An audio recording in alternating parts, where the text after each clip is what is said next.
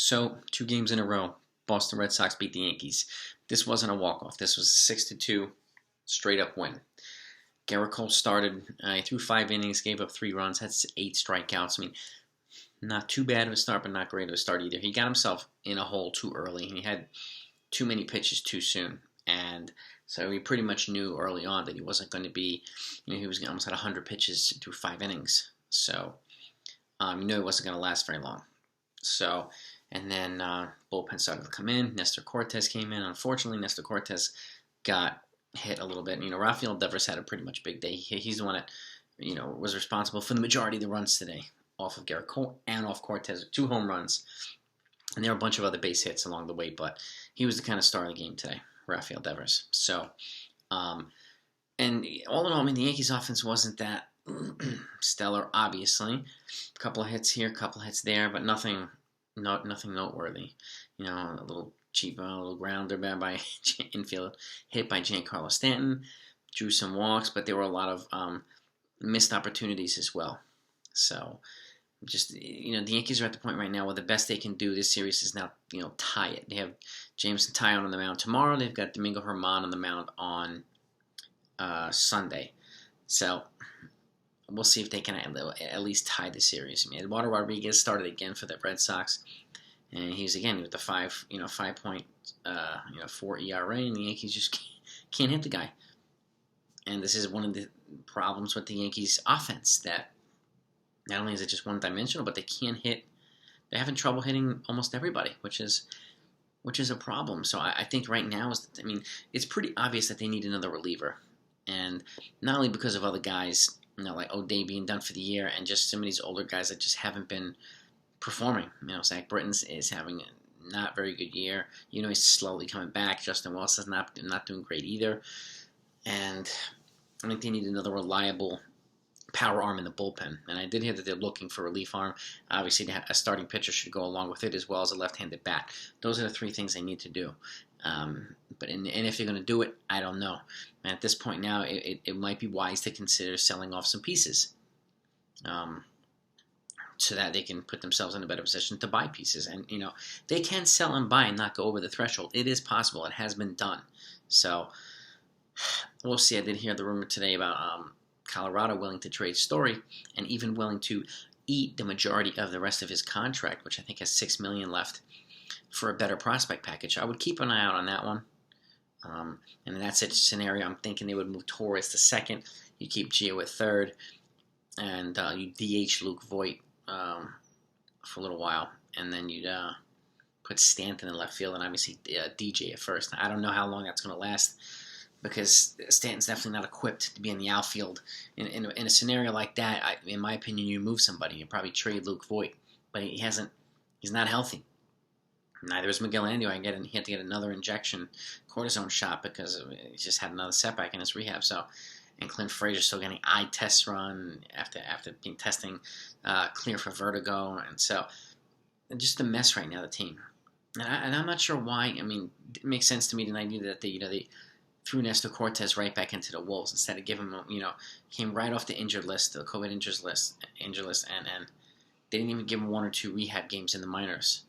And they just threw him right to the Wolves in the majors, and he got hit. He got hit pretty good today. So, it's stuff like that where it kind of confuses me with the Yankees. And I know they're trying to get guys back quickly, but what for? Let's make sure that their rhythm is back with a couple of maybe 2-up games, 1 in AA, 1 in AAA, something like that, just to give them a chance to ease back into the big show, especially against Boston, because after these guys, you got Tampa after this, so it's not going to get any easier.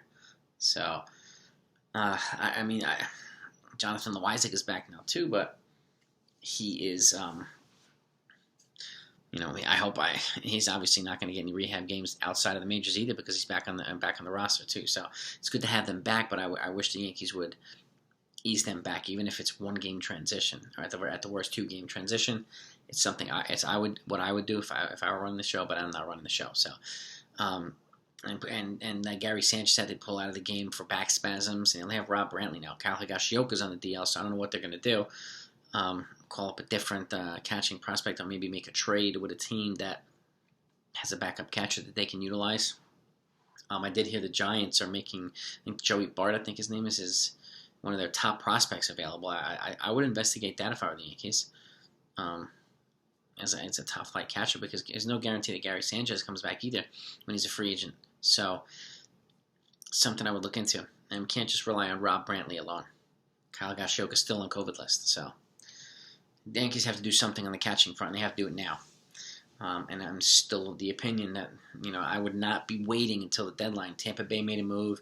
Be surprised to wake up in the morning. Boston has Chris Sale coming back, and he's already pitching well in his rehab assignment. So that's going to be another tough challenge for the Yankees. That's an addition already for Boston. I expect Toronto to make a move or two to put themselves in position to really compete.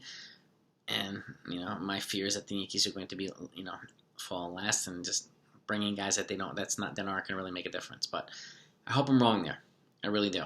But that's what happened tonight. So, 2 straight losses to Boston. Unfortunately, yesterday was a crusher. Today they just didn't really have it.